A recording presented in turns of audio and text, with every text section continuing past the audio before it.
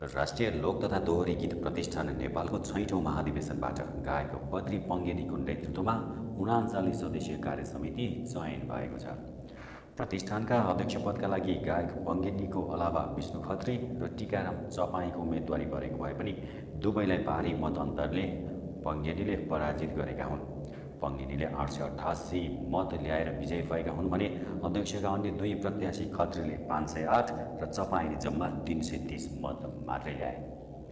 त्यस्तै वरिष्ठ उपाध्यक्षमा रमेश बिजीले 883 मत ल्याई भारी मत अन्तरका साथ विजय हासिल गरे। उनका प्रत्याशी ऋषिलाल श्रेष्ठले जम्मा 382 र गायक विमल राज छेत्रीले 462 मत मात्रै ल्याए। प्रथम उपाध्यक्षमा भने पशुपति शर्मा निर्विरोध चयन भइसकेका थिए। द्वितीय उपाध्यक्षमा रामजी खाँडले विजय हासिल गरे। महासचिवमा भएको चुनावमा भने सुभाष केसी विजयी भएका छन्।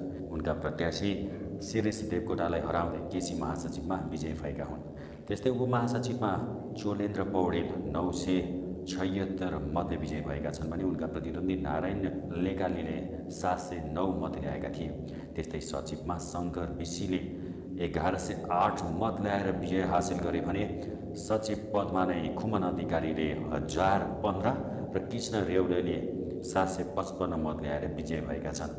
कोषाध्यक्षमा दीपक खड्का निर्विरोध निर्वाचित भएका हुन् भने सहकोषाध्यक्षमा टीका पुनले 1264 मत ल्याएर प्रतिस्पर्धी नारायण भूषालले पछि पार्दै विजयी भएकी छिन्।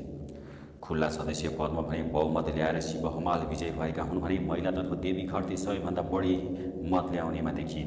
हमालले 1455 र घरतीले 1441 बहुमत ल्याएर विजयी भएका हुन्।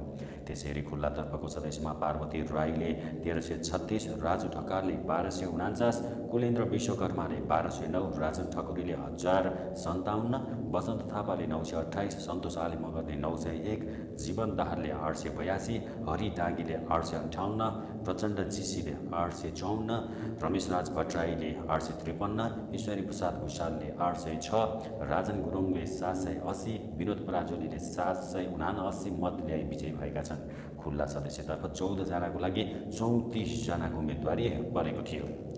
त्यस्तै महिलातर्फ देवी घरतीले नेतृत्व गर्दै बहुमतले विजयी भएकी छिन् भने मुना थापा मगर 1188, पूर्णकला विषय 841, जमुना राणा 818, जानकी मगर 784 मत ल्याएर विजय भएका छन्।